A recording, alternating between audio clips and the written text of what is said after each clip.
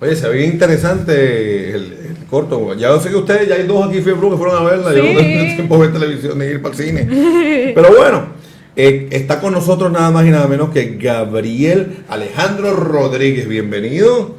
Para los que dicen que los cómics no son no solo para los nenes, pero aquí es un hombre hecho y derecho que hizo su tesis doctoral. Así como lo oye, y no fue en una universidad esa de sacada de una caja de cereal, sino nada más y nada menos que la Universidad de Salamanca, en España, no, hombre, en España, de Salamanca. Hizo, enfocando, la tesina de él, increíblemente, oigan esto, se enfocó en el estudio del lenguaje en la literatura gráfica como reflejo del contexto sociocultural en el que se escriben. Su disertación trata sobre los superhéroes en el Marvel Silver Age, estamos hablando del año 1961 a 69, y de cómo su creación y desarrollo emula la creación y el desarrollo de un lenguaje. Oye, cuéntanos qué fue lo que te motivó a ti a hacer un doctorado basado en un tema que muchos podrían llamar insignificante, como son los cómics de superhéroes. Dirías, eso es cosa de muchachito, de fantasía, eso no tiene nada que ver, eso, ¿cómo que hacer algo de literatura? Bueno, pues primero que nada, gracias por tenerme aquí esta noche. Básicamente, esta tesis sale de una pasión que he tenido con los lenguajes desde hace mucho tiempo. A mí siempre me han gustado los idiomas, he estudiado varios idiomas en mi tiempo de la universidad. Pero mientras tú te adentras al estudio de los idiomas, tú te das cuenta que atado a los idiomas están los estudios de los mitos.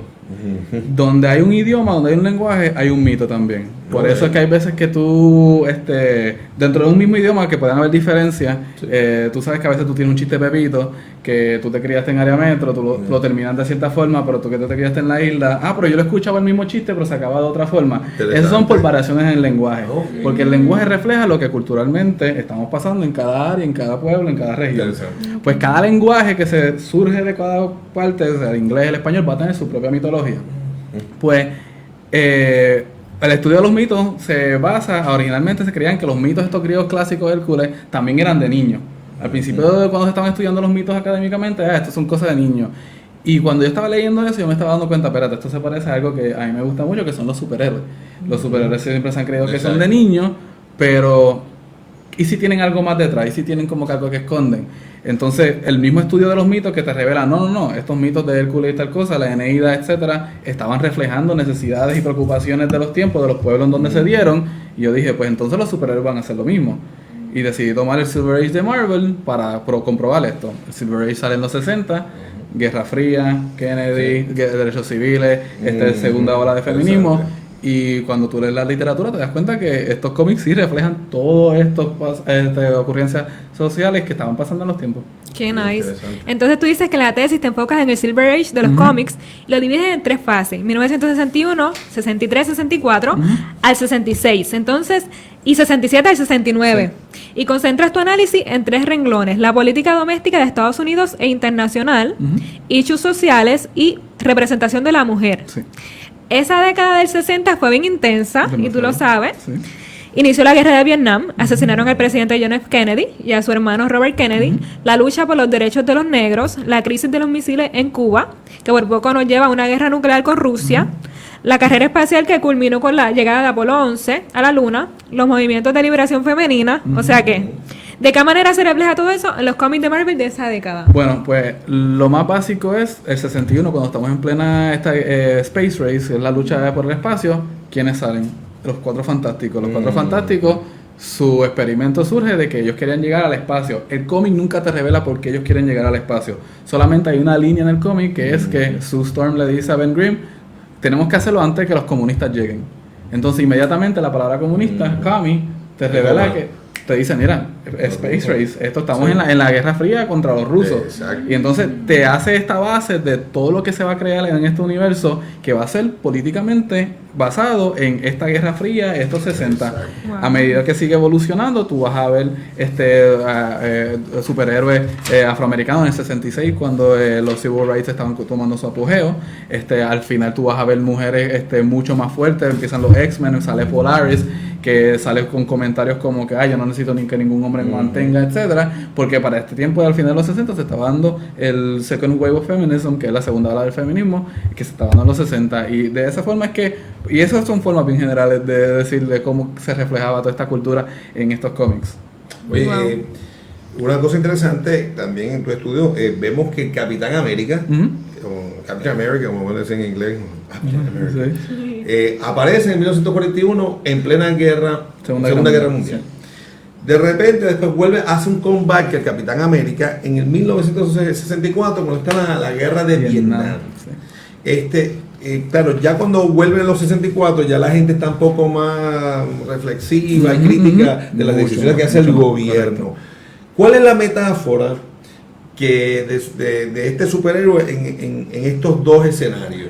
Pues sin duda, Capitán América es la metáfora como que más grande que existe en este tiempo para Marvel. Capitán América, como bien dijiste, era un símbolo de lo que era Estados Unidos durante los 40. En los 40, Segunda Guerra Mundial, ellos eran más vistos como los buenos en la película. Sin embargo, en los 60 en Vietnam no eran los buenos, era una política intervencionista, era invasiva, era un proxy war contra los rusos, que nadie se quería meter. Cuando Captain America llega, que él es un soldado que está acostumbrado a este contexto de que Estados Unidos esté bien, que sean los liberadores, inmediatamente empieza a tener un debate de anacronismo. Él se siente fuera de tiempo. Él mismo dice, yo no tengo propósito en este contexto porque este contexto no refleja lo que yo soy o lo que yo, el significado a lo que yo aludo. Entonces, él tiene una lucha de hacerse relevante, pero poco a poco se va dando cuenta que como el contexto no está yendo nada, la guerra de Vietnam va empeorando, culmina en el 71, que no lo cubro aquí porque está el 69, cuando él se desliga y deja de ser Captain America, se convierte en Nomad.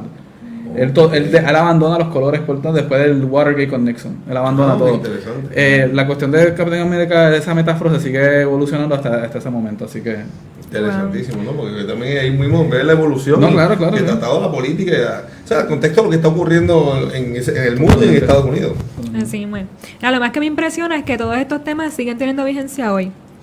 Por ejemplo, la prensa sensacionalista que manipula la información para favorecer la línea de editorial de los dueños de periódico está plasmada en el personaje de J. Jonah Jameson, editor del periódico Daily Glue, y usaba todas estas tácticas para que el público le tuviera miedo y odiara a Spider-Man. ¿Qué otro simbolismo encontraste en los cómics de Silver Age que se pueden explorar el presente? Pues bueno, ese de la manipulación de los medios, de las masas, se puede ver, o sea, es bien claro en Jonah Jameson. Estamos viviendo en un tiempo donde no solamente los medios están manipulando, sino que la información se está manipulando bien fácilmente en los medios sociales. Hay una metáfora que todavía existe hoy en día, que son los X-Men. Los X-Men siempre han sido esta metáfora para grupos de minoría, grupos marginalizados, lo que es la otredad. Yo me entro en un debate de si es realmente otredad o grupo marginalizado, porque ya que tienen poderes, tienen cierta autoridad. Sin embargo, la lucha entre Magneto y Charles Xavier siempre se ha visto como una lucha de Martin Luther King contra Malcolm X. Uno es derechos civiles, Charles Xavier quiere hacer las cosas de la forma pacifista, y el otro es mucho más violento y mucho más como que directo con sus métodos. ¿Quién está bien, quién está mal? Los dos están luchando por lo mismo, pero con métodos totalmente distintos, así que las personas deciden qué es lo que pasa ahí, cuál es el final. Bueno, Fede, empezamos el segmento 1 de lo que es Marvel Cinematic Universe, en el que introducen toda esta serie de personajes que ya llevan bastante tiempo al público moderno, ¿no? a la juventud, a esta nueva generación. ¿Tú entiendes que eran, o sea, que tenían muchos ideales que eran diferentes del pasado, muchas cosas siguen iguales, otras no han cambiado? ¿Tú entiendes que los productores han logrado con esta película nueva actualizar lo que cada personaje representa de una manera que sea relevante para el público de hoy? Pues no necesariamente con cada personaje, sin embargo, la primera película del Marvel Cinematic Universe de hoy día, que es Iron Man, cambia totalmente la historia del lugar de ser Vietnam a Afganistán, que eso es una guerra moderna que tampoco fue popular con la gente la protestaba, la odiaba, etcétera. Entonces tú tienes que mucho del contexto se presta para establecer esta historia de nuevo, y de ahí se basa el Marvel Cinematic Universe. Pues ya no estamos en Vietnam, estamos en Afganistán. Entonces tú puedes tomar estas otras metáforas de Captain America, todo lo que pasó con Iron Man, Spider-Man, los Cuatro Fantásticos, y aplicarlos al nuevo mundo, solamente porque la base donde se estableció este mundo de cine ya es válido. Y eso es lo que hicieron en el MCU, y por eso es que ha sido para mí tan efectivo esas películas. Sí, y han cogido auge, porque hubo un momento de películas de esas que eran de superhéroes que nadie importaba. Que terminaban ahí, nadie las veía, olvidadas, o no las pegaban. Claro. Exactamente. Y te pregunto, ¿cuál es la conclusión a la que llegaste en la tesis? La conclusión es que los cómics, los superhéroes, no son meras cosas de niño, siempre van a ser un espejo de lo que es el contexto, lo que es la historia, y no solamente la historia, sino que la historia propiamente de Estados Unidos, porque los cómics, para que no lo sepan, no son todos superhéroes. Existen muchos cómics en Estados de Europa, en otros lugares de habla anglosajona, hispanoparlante, donde los cómics se han desarrollado más para como que las novelas gráficas, las memorias gráficas, historia. En España se hace mucho de la Guerra Civil Española, en Inglaterra se hace mucho de identidad sexual, personal, etcétera. ¿Y por qué el superhéroe no se dio en estos otros lugares que se habla inglés? En Australia se habla inglés, en Inglaterra se habla inglés. Realmente la metáfora del superhéroe nació en Estados Unidos, se desarrolla en los Estados Unidos. Sí existen superhéroes británicos y de otras culturas que se han tomado al prestar. El modelo se presta para todo, pero el origen es el inglés anglosajón, y es porque el americano decidió usar esa metáfora como la que les representa a ellos.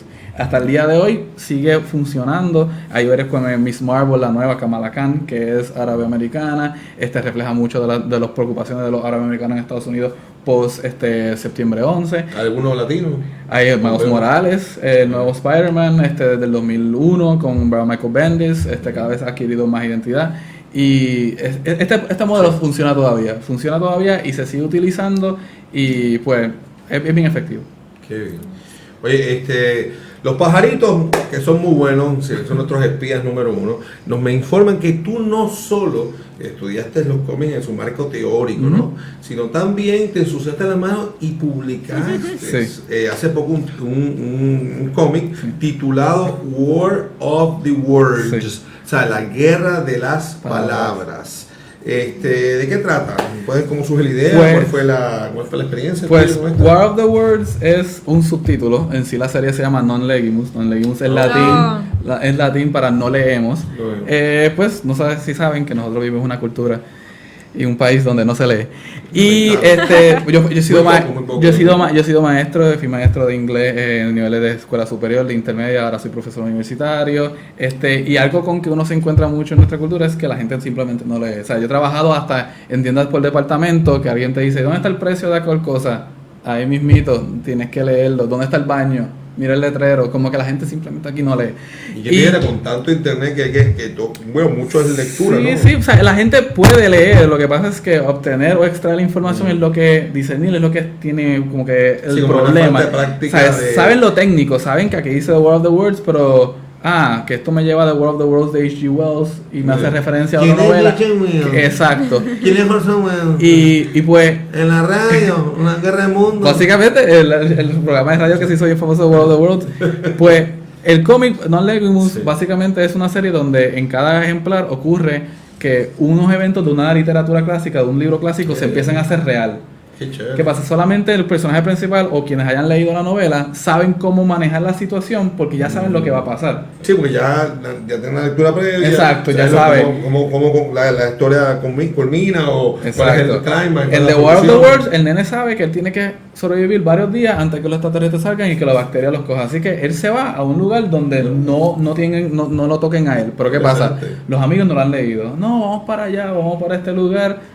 Y perecen por eso. De hecho, hay un chiste que a mí me gusta los amigos que no leyeron, que no leen, hay hasta un chiste que a mí me gusta insertar, que hay gente que se deja llevar por las películas en vez de por los libros, y sabemos que las adaptaciones no son fieles, y también perecen por dejarse llevar por las adaptaciones, así que gente, tienen que leer. Hay que leer, muy importante. Buenísimo. Oye, has tenido personas que hayan leído, se te han acercado a ti y dicen, mira, yo leí esto, me interesó la obra literaria que mencionan allí o que se basa el cómic en ese específico cómic para ir a leer la original.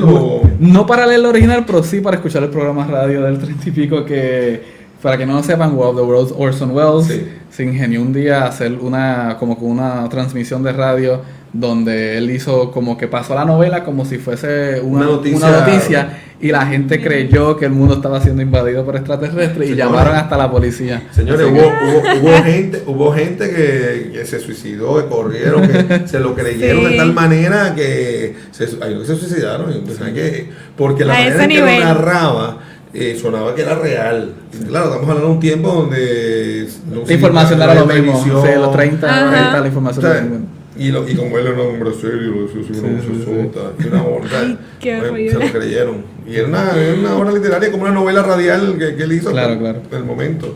Interesantísimo. Qué fuerte.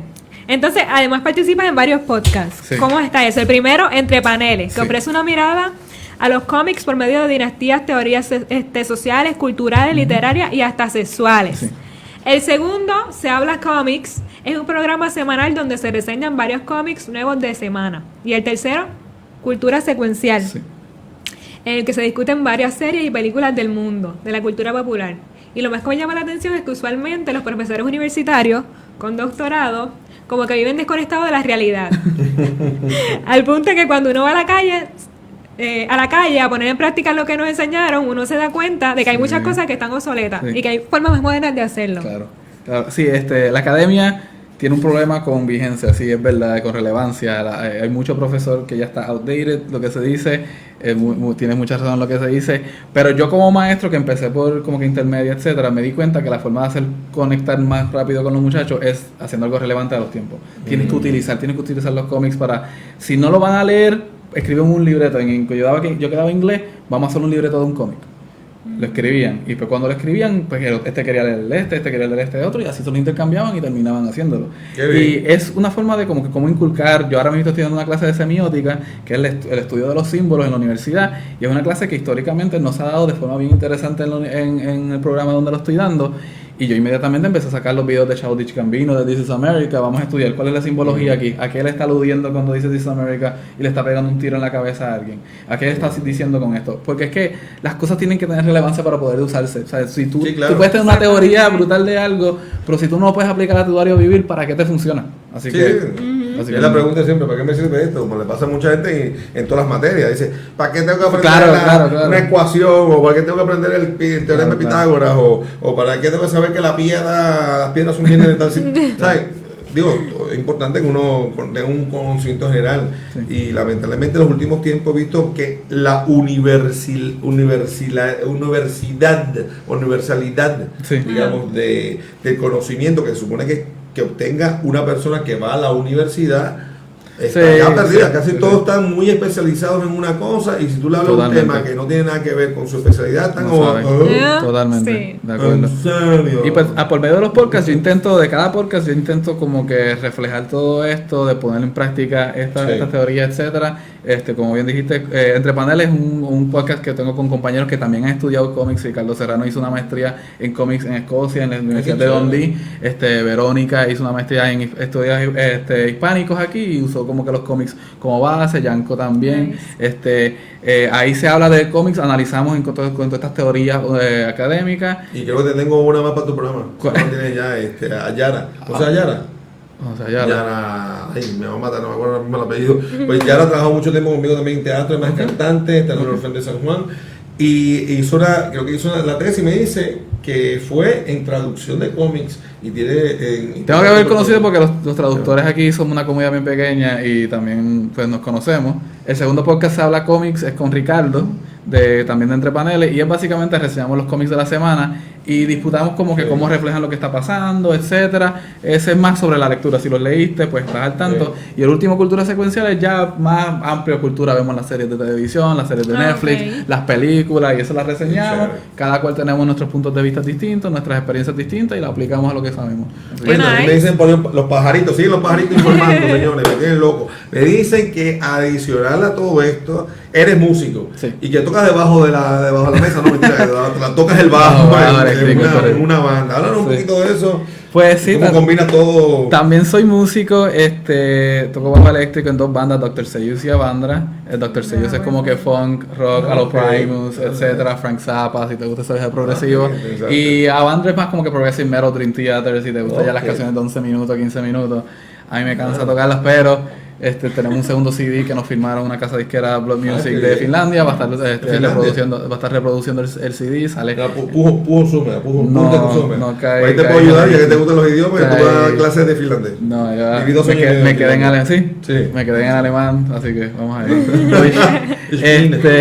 Así que la música, pues ha sido algo que se ha hecho más difícil con el pasar de los tiempos relacionarme, porque ahí sí yo soy como que un dinosaurio viejo, Porque al ser músico me gusta la música que sea con instrumentos, y el mundo ha girado lejos de los instrumentos, estamos en electrónica y yo no me he podido relacionar totalmente con eso.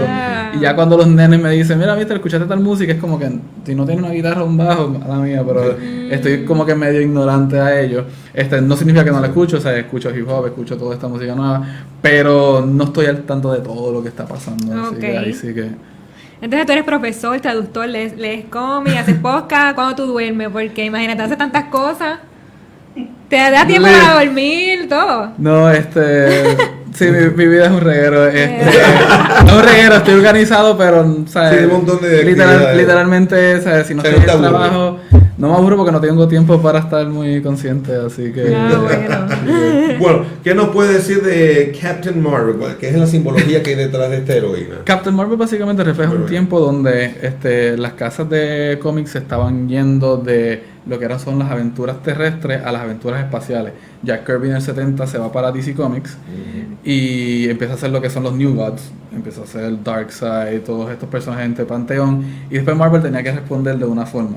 Entonces sacan este Captain Marvel, que originalmente era hombre, y era un juego de palabras Captain Marvel porque Captain Marvel era un personaje que existió en Fawcett Comics en los 1930-50, que después DC demanda a Fawcett Comics porque el personaje Captain Marvel, que es conocido como Shazam hoy día, se parecía mucho a Superman. Entonces DC demanda a Fawcett Comics quiebra, DC adquiere el personaje y entonces tienen a Captain Marvel dentro de su panteón. Pero Marvel sabe que no iban a usar Captain Marvel, así que Marvel le saca el nombre Captain Marvel a un personaje de ellos. Y ahí es que DC poco a poco tiene que cambiar la Shazam, no quieren usar directamente el Captain Marvel. De hecho, he escuchado que en la película nueva no le dicen Captain Marvel a la personaje, porque es que hay mucho como que área gris que no puedes tocar en esta cuestión de legalidad, pero refleja esta cuestión espacial, este interés espacial que hubo en los cómics. La Captain Marvel más reciente también refleja lo que es el empoderamiento de la mujer. O sea, la hacen a Carol Danvers, la Captain Marvel, que ha sido la mejor Captain Marvel con las mejores historias. Fue escrita por Kelly Sue DeConnick al principio de su corrida y nada, ha tenido buena corrida. Es la que decidieron adaptar al cine, así que recomendado. Muy bien. ¿Por qué tú entiendes que las películas del DC Comics Universe no han sido tan exitosas como las del Marvel Cinematic Universe? Tiempo. Tú tienes... Marvel decidió hacer la escalera, decidió ir paso por paso. Como les dije, hizo Iron Man, estableció lo que es el lugar, el tiempo. Después construyeron encima de eso con Hulk, que seguía estirando la temática esta de militar, de abuso de poder militar en un tiempo donde Estados Unidos estaba en esta guerra fuera en el Medio Oriente, que estaba abusando de su poder militar. DC no ha querido tomar el tiempo para construir porque se siente que están atrás en la carrera, entonces quieren lanzarse de frente. Vamos a hacerte el Justice League sin conocer a los personajes, vamos a hacerte esto otro, y la gente no va a entender por qué tú tienes a 4 personajes y por qué reaccionan y actúan de la forma en que lo hacen si tú no tienes unas películas de ellos de antemano que te dejen saber cómo son. Y en eso Marvel tenía mucha ventaja. Ahora el modelo de ellos, que va a ser standalone films, que son películas contenidas, no tienes que necesariamente tener una continuidad. Yo creo que ahí ellos pueden hacer la delantera porque ya la gente se está cansando de esta continuidad, de esperar 10 años por una saga, etcétera. Ahora tú vas a ver que yo creo con esta de Joker de DC, con la misma de Shazam que va a salir ahora, creo que van a tener una ventaja bastante chévere, que quién sabe si como que la marea cambia ahora pues finalmente a favor de DC. Una preguntita rápida de curiosidad. Para poder hacer esta tesis, ¿tú te leíste? ¿Cuántos cómics tú te leíste? ¿Ya tú te los habías leído antes y los tuviste que volver a repasar? ¿O tuviste ¿Y cómo demonios tú conseguiste todos esos cómics para poder montar esto? Digital, la vía digital ayuda mucho hoy día. Tuve que leer todo lo que son los cómics principales de Marvel del 61 al 69. Son muchos, son, si no me acuerdo, 400 algo. Sin contar la literatura de las teorías y los marcos teóricos que utiliza alrededor. Y después tuve que también ver todas las películas que han salido desde el principio del MCU. Oh my God. Ponerle pausa, si dicen algo interesante, copiar el minuto donde se hace y seguir. Así que... O sea que fue un trabajo de mucho tiempo. ¿Qué tiempo te tomó? Más o menos. 3 años y medio, casi 4 años. ¡Ay, mamá! Yo imagino el billete que tú te gastaste. Tuve que vivir hasta fuera del país, exacto, así que sí, se gasta mucho, pero se invierte también, así que...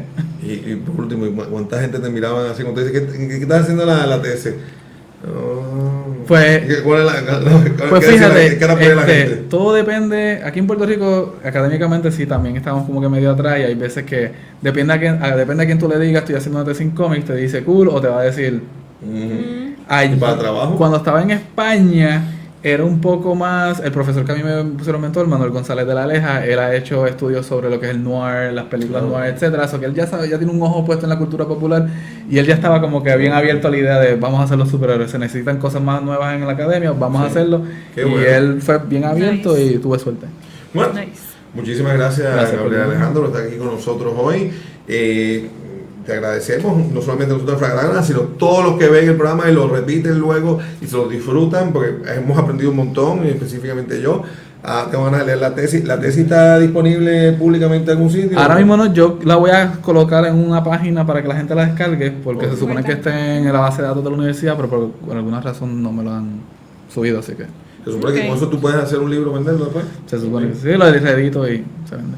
Bueno, esperamos tenerte de regreso una vez más por acá.